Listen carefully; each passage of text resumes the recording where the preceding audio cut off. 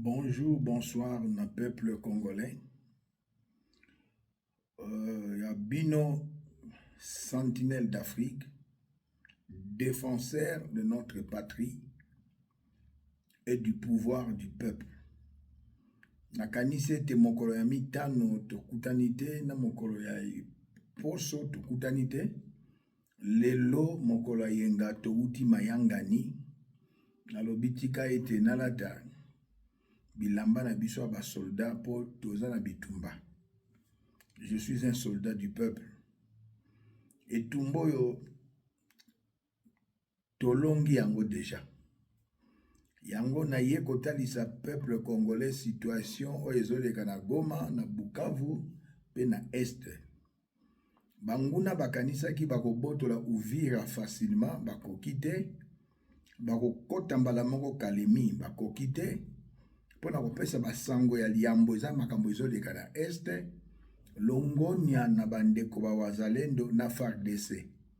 Nakanisi na kosenga na komanda supreme mokonzi ya mboka mabongiso ozwaki mpona bayebaza na front soki esalami ekozala kitoko.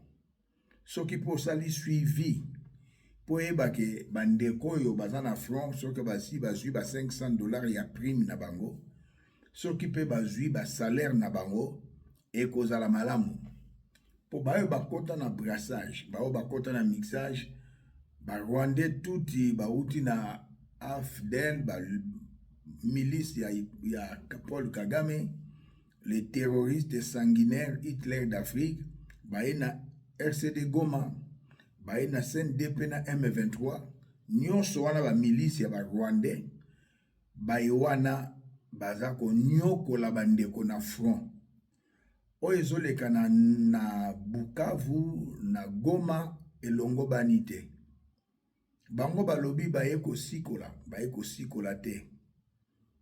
Viol ezo continue na Goma pe Bukavu. Kobotola mituka ya bandeko na biso baza na ba territoire occupé ezali ko continue. Koboma ezali kokoba se kokoba. Kobotola bandaku ezali kokoba se kokoba.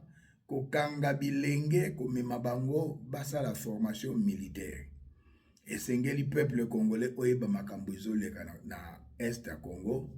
Et peuple congolais na koyebisa bino ete Uvira eza na maboko na biso. Yango nde komi chef lieu ya Sud Kivu esika mabongisi kitoko ezali kosalama. Alors longoni anazongeli ya mbala mibale ya mbala misato na FARDC pe na bandeko wazalendo. Na kosenga na mokonzi ya mboka ba disposition ezala ocha équipe moko ya suivi pona malobolobaki la prime ya $500 soko se komi ba mama na Kalemi na bana na bango mibali baza na front balongwaki Bukavu baye Uvira baye na mboka oyo Kalemi basusu bazolala libanda basusu bazolala pene na ebale. La mendeko yo commandant ya région militaire a maloba na eza ki elengite kolobaka ete makambo na etali ete me yoza mokonza ba soda ba pesio eteni kuna na province na sikosa na Kalemi na Tanganyika. Me maloba na eza elengite ba soda mingi bazali kuna basi na bango bana na bango mibali na front. C'est comme si yo posa complice Keba commandant ya région militaire motambwisi mobateli ya basoda kuna na Tanganyika précisément na Kalemi Keba tozali kotala yo lisu likolo na lisu. Peuple congolais na lobelaki bino mokolo na jeudi la talisaki bino ete accord ya Luanda eza eloko mosusu, accord ya Nairobi eza eloko mosusu. Metala complot ya banilotique o baza na kati na EAC mabongisi se ezwami résolution 2773 me bango na ba français balingi kotia biso piège mais esimbi te. Basali fusion basangisi accord ya Luanda na accord ya Nairobi balobi bakutana kuna na Luanda le 18, le leza Yenga le 16, lobi le 17, le 18 bakutana. Mabongisi ya ba nilotique Rwanda, Uganda, Kenya, Tanzanie, eza ete mboka na biso evanda esolola na M23. Mais pourtant accord ya Luanda ndenge na zongeli na lobaka tango iso la répétition est pédagogique na accord ya Luanda ezali RDC na Rwanda basi basala papier mikande ya libo signé retrait ya libela na mabele na biso.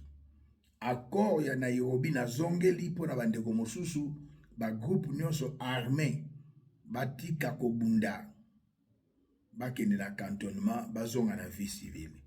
Mais ba français, ba anglais, ba belge o bazolo bake ba pesi ba sanction ngana moni yango eza lokuta monene un mois yango ekoki tozo komona eloka malunga te.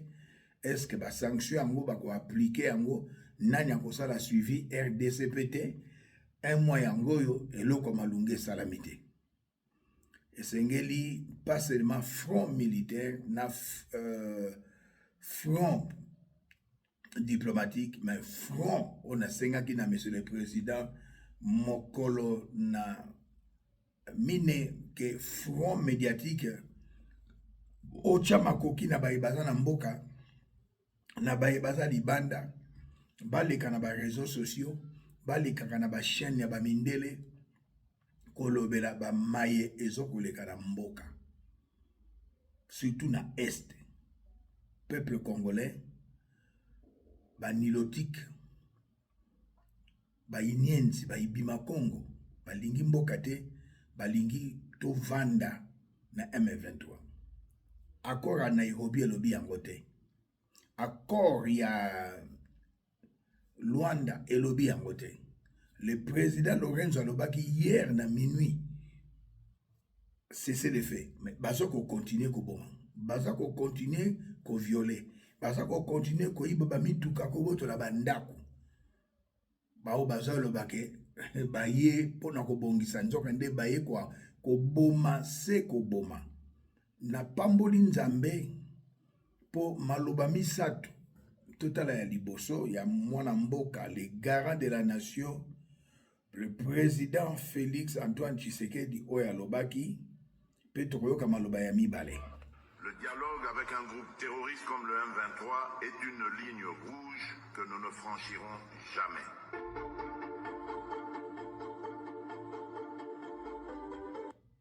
Tozongela lisusu. Le dialogue avec un groupe terroriste comme le M23 est une ligne rouge que nous ne franchirons jamais.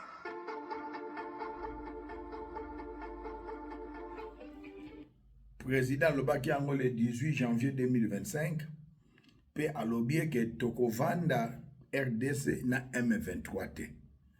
Mais banilotique bakomi ko bazali poussé par la France, poussé par les Anglais et les Belges pour tovanda tokotika la kovanda te. Ministre des Affaires étrangères alobaki yango na sanza oyo le 5 na ba diplomate au bayala mboka na biso. Sama Lukonde président ya Sénat lobi eloko susu ya mutuya nakoki kotanga peuple congolais singal toyeba alobi boy nous ne négocierons jamais la souveraineté de notre pays. Nous ne négocierons jamais la souveraineté territoriale de notre pays. Elingi koloba nini brassage, mixage ezalité. Partage à pouvoir ezalité. Ce sont des terroristes. Oh bojo mona wana M23 c'est Paul Kagame. AFC c'est Joseph Kabila, ce n'est pas Nanga Azaka qui étiquette, c'est toujours Paul Kagame. Nasimana ebe impérialiste. Tokoki ko zongela 97 na 2025 te. Yango mutoko sabinote. Na minute oyo lobby na tongo délégation à Congo ezokende na Angola. Ba M23 bazokende na Angola. Biso toza na makanisi moko alignement. bango bazoloba fusion basangisa accord à Luanda na ya Nairobi esika ekotikala kosimba te ata na ndoto. Mokonzi ya mboka boyi koteka mboka na biso. Sama Lokonde président Sénat alobi yango, ministre affaires étrangères alobi yango, bozala na kimia. Bokomona jamais le 18 président Vandia wa M23 Vandia ekosalamaka ata na ndoto te. Pour avant président se déplacer à kende na Angola, ba ministre na biso ba kokende lobby, délégation na bango pe koya lundi lobby le 17, tango ba ko solo la bango biso to koyebisa bango keloko moko. M23 soki bozali groupe armé bokende na cantonnement selon accord ya Nairobi. Bango ba kolinga te. Toko solo la nini? Brassage tolingi te. Mixage tolingi te. Partage à pouvoir avec des criminels, des sanguinaires, des violeurs, des assassins. Nangaza mobomi, Joseph Kabila mobomi. Akotika laka kozonga mokonzi na mboka na biso te. Ndoto ya bababa. Moïse Katumbi mobomi. Bamituka na ye akuna matata. Tango azalaka gouverneur kino lelo chauffeur congolais azate. Ba chauffeur nyonso banilotique. Mituka na ye euta Zambi ezokota na Congo na ba minduki ni Moïse Katumbi. Bozomona kaka ba soi-disant opposants. Mais ils sont pas des Congolais. Joseph Kabila, Rwandais touti. Moïse Katumbi, juif zambien. Oyo azalaki opposant alobi ka komi na côté au pouvoir Vitali Kamere kaka bétranger bangonde baza ko monisa biso pasi baye komema lisusu Dalila na ba Philistin so na lobi Dalila ngolo ba Denise Nyakero ba Philistin lingolo ba Rwandais biso ba Israélite bana Congo. Donc, mabota oyo ezomema ba problème mundele nde muta a préparer ki yango ese a bongisa ki yango. Peuple congolais boza na bino na kimia. Brassage, mixage, partage à pouvoir ezalité. Nalingi na bao balanda kite balanda ndenge ba Rwandais nyonso baza pour Paul Kagame te. Total Rwandais oyo ndenga siliki na oyo Paul Kagame alobaki pour la président de la République na koketa na mozindo tola na rwandaise touti makamba lobi ou de légitimité. Deuxièmement, ils ne gagnent que les élections que soit par fraude électorale ou soit en tuant ses opposants. Même aujourd'hui, il y a une dame qui s'appelle Victoire Ingabire, ça fait plus de 13 ans. Elle est au pays quasiment 15 ans. Il l'a emprisonnée et quand elle est sortie de prison, il lui a interdit de faire de la politique. Donc au moins au Congo, les gens peuvent faire de la politique. Katumbi n'est pas mort, il n'est pas emprisonné. Et bien chez nous, il n'y a aucun opposant politique qui n'a soit pas été en prison et qui est aujourd'hui emprisonné à domicile ou qui n'est pas mort. Zéro, depuis 30 ans. Donc le fait que Kagame puisse avoir je ne sais même pas si c'est là. Je pense qu'il est malade en fait. Il n'y a qu'un inconscient et une personne complètement irrationnelle et malade qui est capable de se mettre devant le peuple et de dire que tel ou tel n'a pas été voté. Et comme je dis, pourquoi est-ce qu'ils s'inquiètent autant pour la RDC? Tous les jours, il y a des conférences de presse. Au lieu de nous parler des problèmes qu'on a au pays, on n'a pas d'essence au Rwanda. Il y a des fonctionnaires qui ne sont pas payés depuis des mois. L'économie est complètement collapsée. Au lieu de nous parler des gens qui se font kidnapper par la police, au lieu de nous parler de tous les maux de la société, ils nous parlent de la RDC. C'est en fait la preuve ultime qu'il est en RDC. Qu'il arrête de nous mentir, le peuple rwandais n'est pas con. On le sait qu'il est en RDC. La preuve, c'est parce que nos frères ne reviennent jamais et on ne sait pas où ils sont. On nous dit, venez enterrer votre fils, il est tombé dans un accident, quelque part. Attendez, madame, give me. Je sens ta manière de parler. Tu peux te présenter, s'il te plaît. Tu es qui? Donc moi, je Oui, suis s'il vous rwandaise. plaît. Ok. Merci.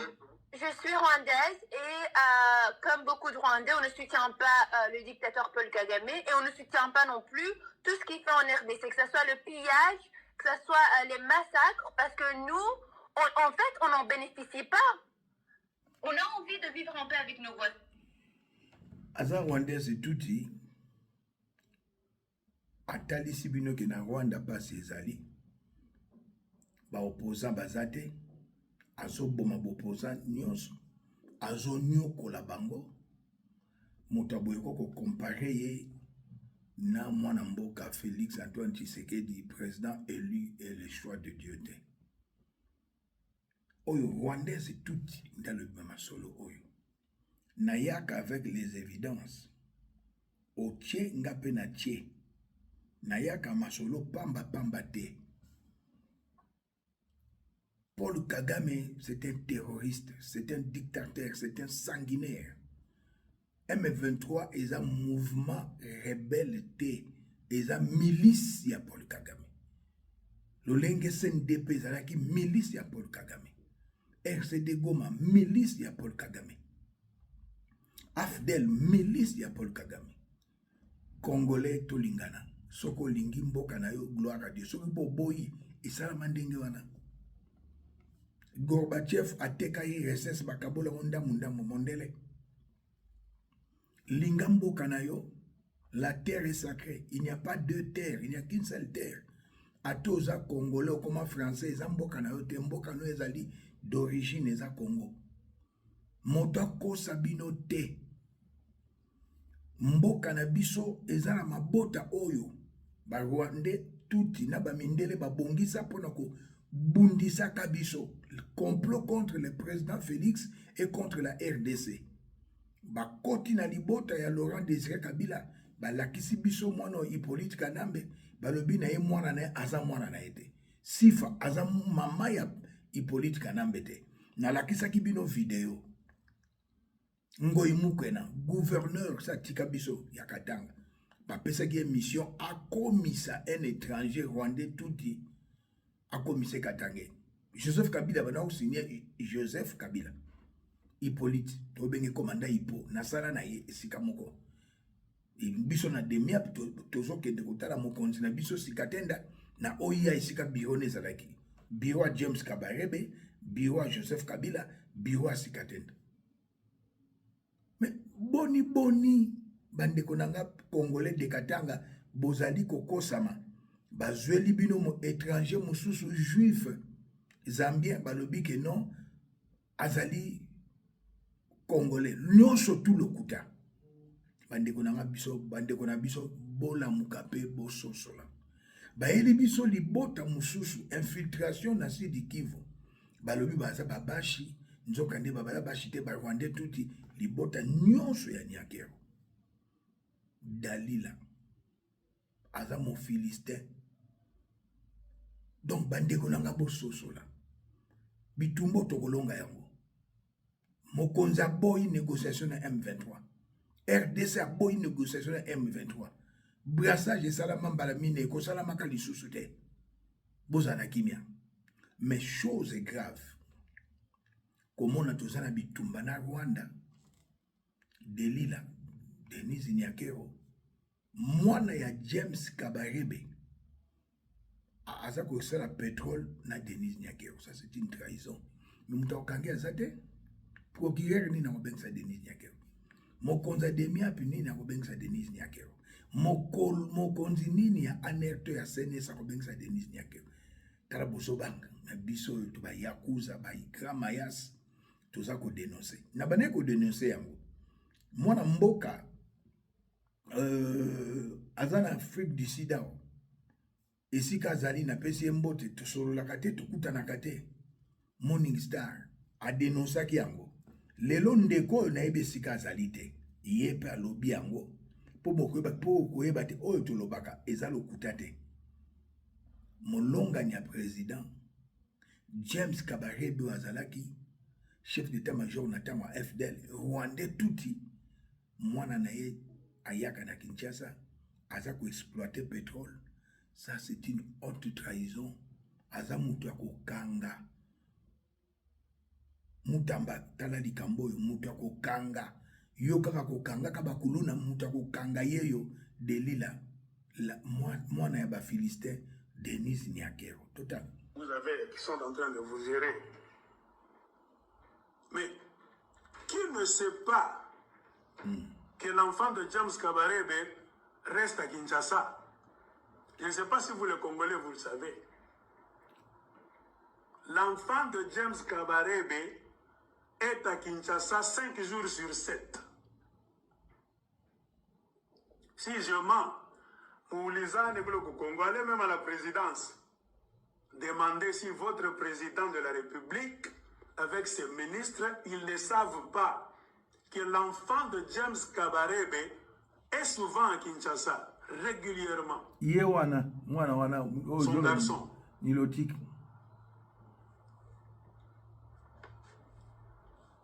Il s'appelle comment? Patrick Kabarebe. Cet enfant-là. Mawaming. Il s'appelle Patrick Kabarebe. Yes. On va vous dire des choses. Allez demander à votre gouvernement, vos ministres, tout le monde.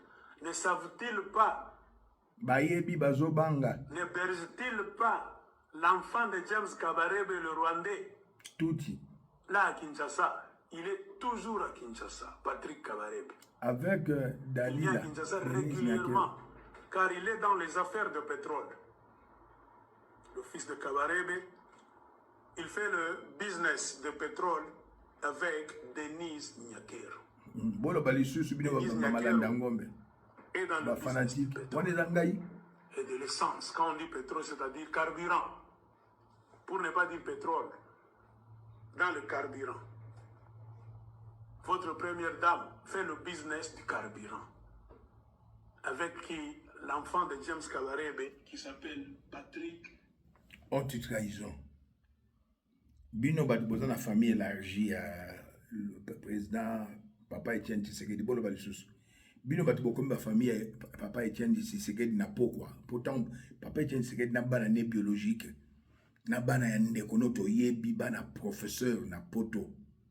Bana mama chika na monga fula tala pena famille Papa Etienne yango wana bozala kite les loyo les Rwandais touti bozo défendre si Roland ka chanter les Rwandais touti ba mieto Denis Nyakero bazo pesa bino bozo défendre bino bozala kite toyeba ki bino bandeko ya Félix Antoine Tshisekedi te parmi bino ba musu basali na PPRD.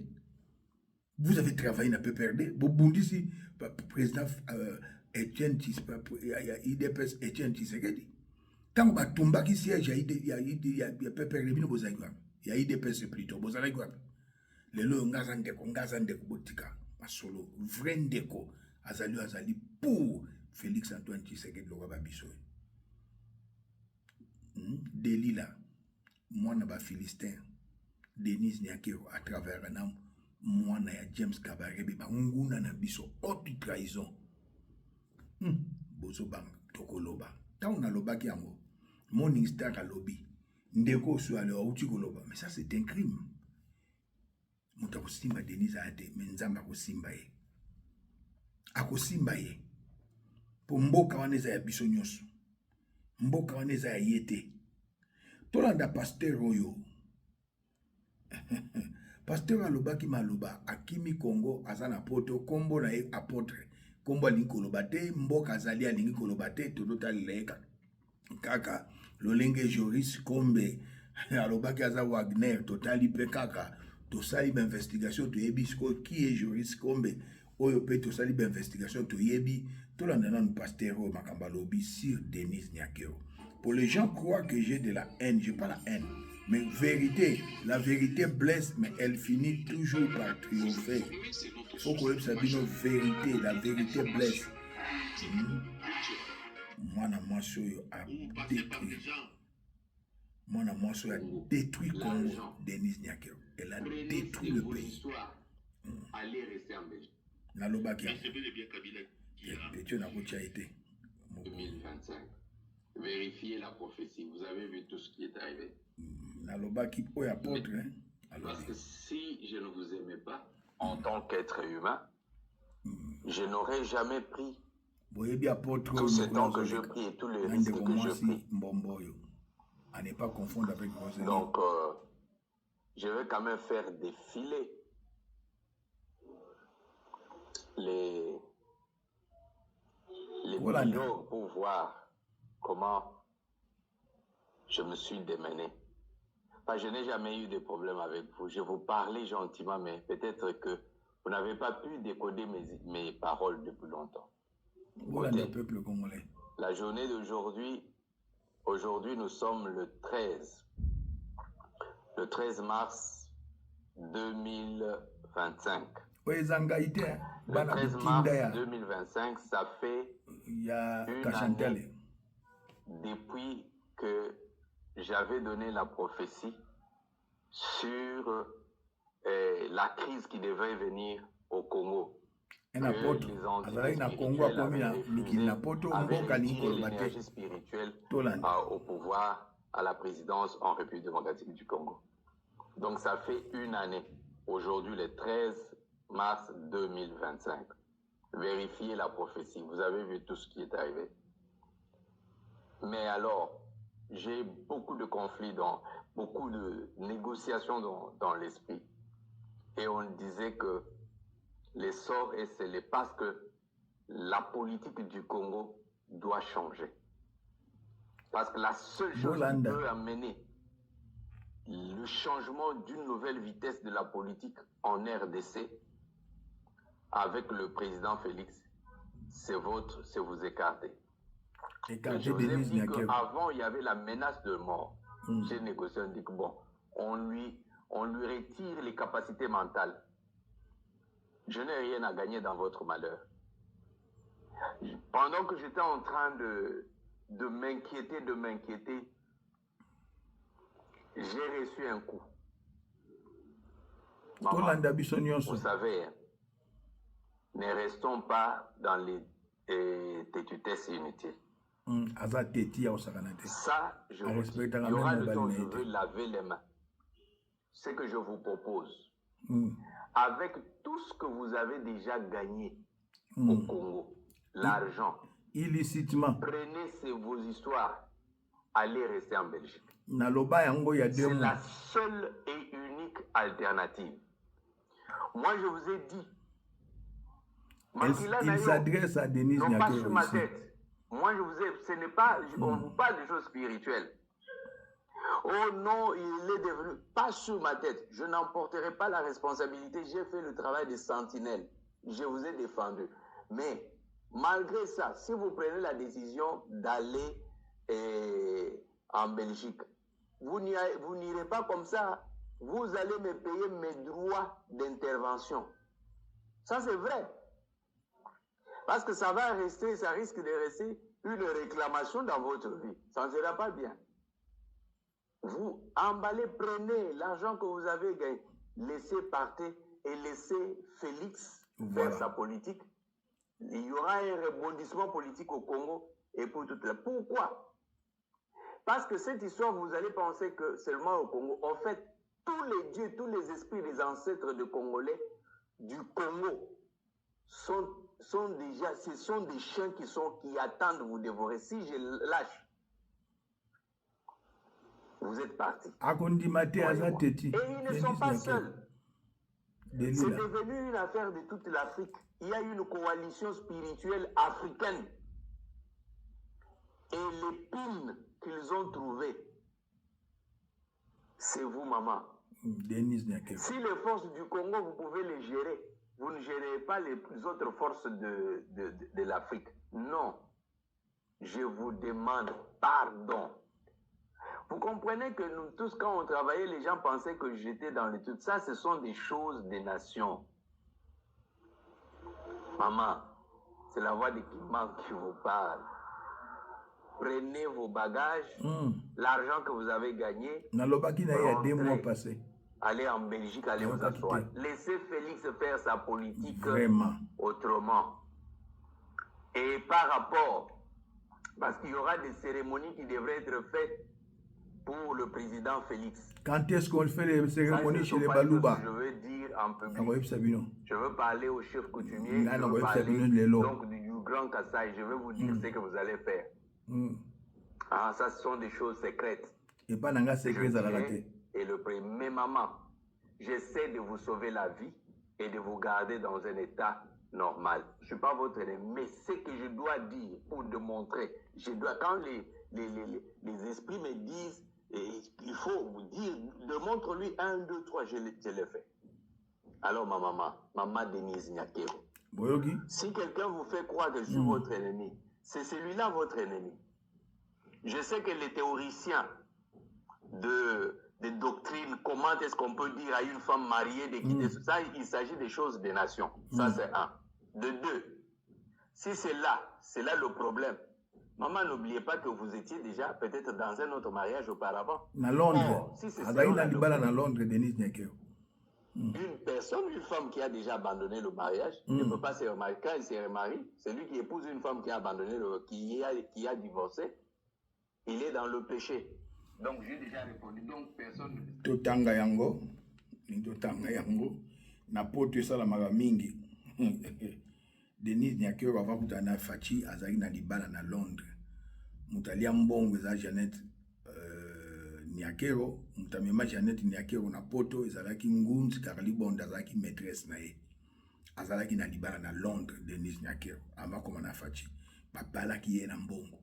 Okovana na mutu union libre na poto même en Afrique même partout ceux qui ba pesi dotité oke no bala na yo mais ceux qui ba pesi la ki ombongo lokola Denise Nyakero babalaka ye na boko tanga kuma kongola batu babalaka na Londres wana nyonso ezali sumu na miso ya Nzambe oyo baba mususu apôtre moko ayebisinga te wana ezalaki basali na Nzambe lelo yo na ebite basali na Nzambe lelo yo na ebite Bible ngo bozote ya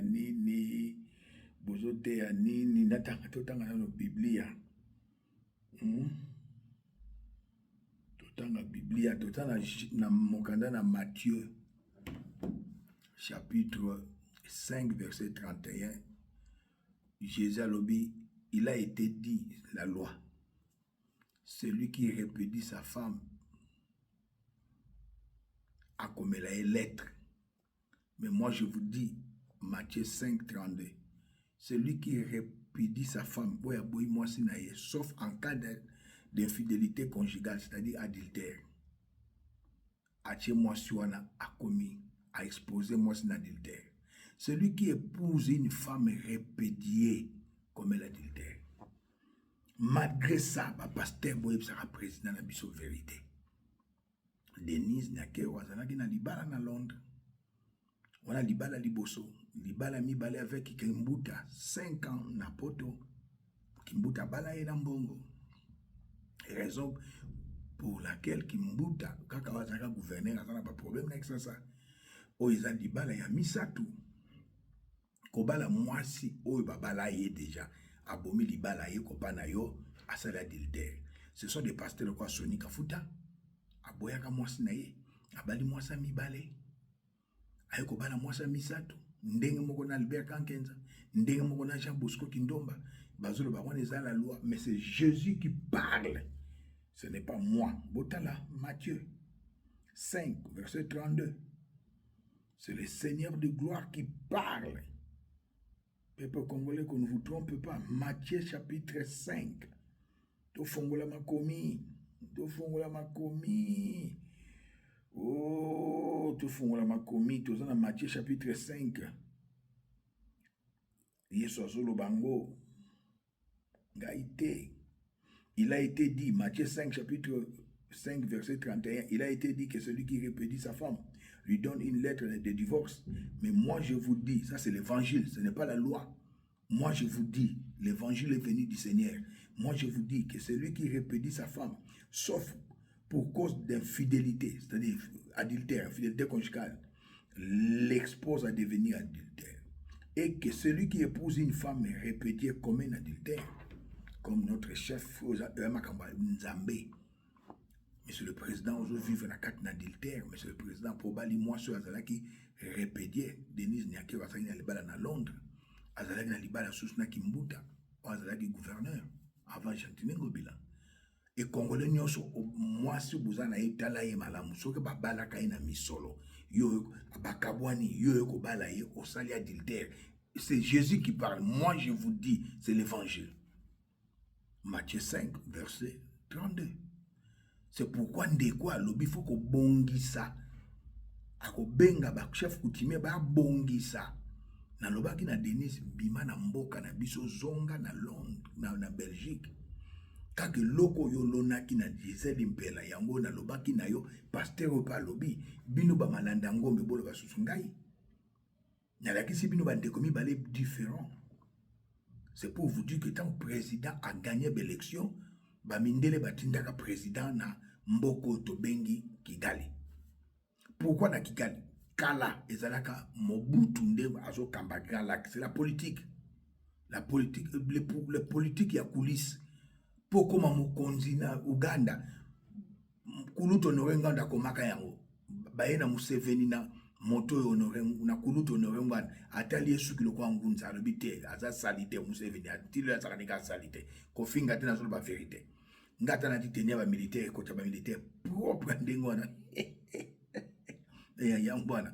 Donc abina boy c'est Museveni akomaka président ya ki insistance ya kuluto honorengwana et lelo Mobutu azate bacha siko nani na Uganda baebike oyo moto oyo papa na zaki menisier abane koteka mai pecho yo Paul Kagame akoko touché Uganda temena Burundi na Congo pokoma okomi président lekana nukuna tamakenda ki kuna monsieur le président balobi na ye ba obligé à bala Denise Nyakero qui était une copine une maîtresse balobi na ye 2 mandats 3 mandats tant président lobi changement à constitution on guerre réussi en plein pour dire ça nous la vérité.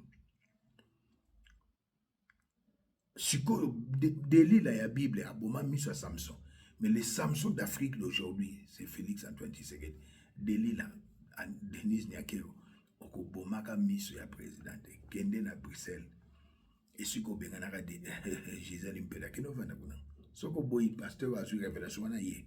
Ozali boma etali biso na nini. Siko bino mutubolanda ye. Bino mutuba malanda ngombe. Non. Ozala qui déjà dans Londres na Mobali. Ozali na Kimbuta 5 ans. Ozo ko héberger mwana ya nani na mundaku na yo. Police, armée, renseignement, immigration, ozo contrôler yango. Tolo bate, peuple congolais. Malédiction mboka na biso, c'est Denise Nyakero, espion ya Paul Kagame. Na lobelaka bino soki likambo komi na moyo président Beli, au président Piqué crise, lokuta ndikila Denise Nyakero abimakinte. Bosuki Sanaye, il a dominé la famille biologique à Papa Etienne, il a dominé IDPS, il a dominé présidence, mais pasteur apôtre a dominé été, Morning Star a dominé été, Ndekwa Lubina Chouaïli a dominé été, Ngaïpe a dominé Ngaïte. Tout élément. Pour être mon amour, mais Sengeli Bakabona na mwana mboka Félix Antoine Tshisekedi. Na senga ki bana nyonso ko banda na Fanny Testa Aden mais Denise akoboya Testa Aden na Christina ya Serena na ya Sabrina akoboya ngana ebile pourquoi toujours que malembe na boko bimisa ba arme non conventionnelle. Elle a joué un très mauvais rôle dans Mboka na biso mais Torolonga Fachi a rebondir Fachi a changer constitution Fachi a bongo la makambo ou ba français ba anglais ba belge ba zosala pour être mercredi to signer accord il a cessé le fait non tout ça un problème na ba Rwandais na ba M23 ba respecter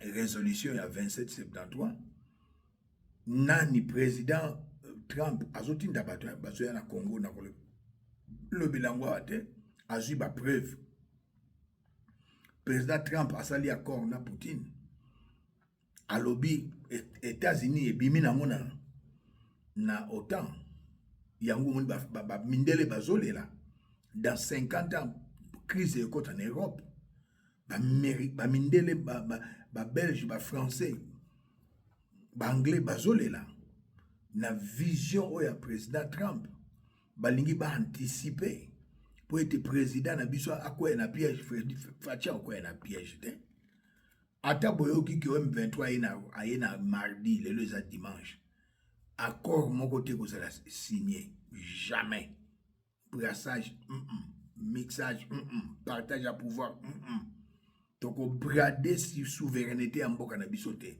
trop c'est trop malgré bazana delila pembeni batie pembeni na président la rwandaise tuti immigration na maboko ya Chantal rwandais tuti chef ya JR garde républicaine général Gabi rwandais tuti général Itumba moto ya Denise Nyakero na chef d'état-major poko longaka président Félix Antoine Tshisekedi te o nzamba simbi monguna botolaka te kasi nzamba botolaka o monguna asimbi ba plan ya Denise Nyakero na yebiango contre nga na yebiango mais na koyebi soboy Bible bi former des projets ils seront anéantis donner des ordres ils seront nuls et sans effet.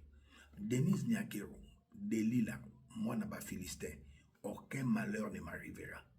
Aucun fléau ne s'approchera de ma maison. Que 1000 tombent à côté, 10 000 à notre droite, nous ne serons pas atteints. O nyonso bongisi, et kozonge la yo na bato yo tindi. Baso bisiko silence, pour batini bato bazana mboko. Na yebi makambo bazo sala, na koloba ngote, na yebi makambo bato bazo sala, biloko no yango wana. Biloko ya Denise Nyakero yango wana, kokendaka sese ngaite. Naza ya nzambe aponanga lokola papa Simoki Mbango aponanga lokola archevêque Coutinho Fernando aponanga lokola premier ministre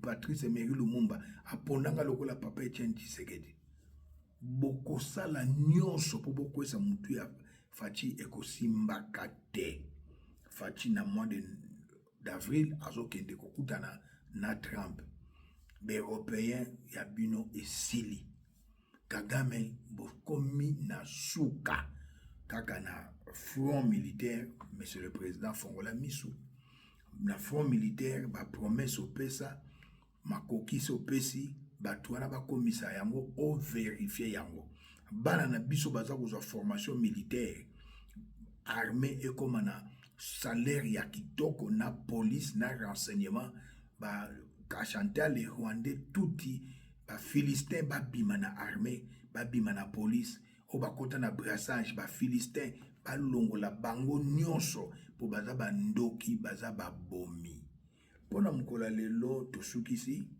délégation na biso kozala na Angola lobby na koleka lisusu pona ebisa bino mayeleki le 18 mayeleki na koyebisa bino pe lisusu peuple congolais tangu zifweni Djiba Diakupumbana sai inenea tango ekoki ya kobate la souveraineté ya mboka na biso territorial nzambo na sambelaka nzambe ya Simoki Mbango nzambe ya archevêque Coutinho Fernando kombone Yesu Masia abatela bino merci.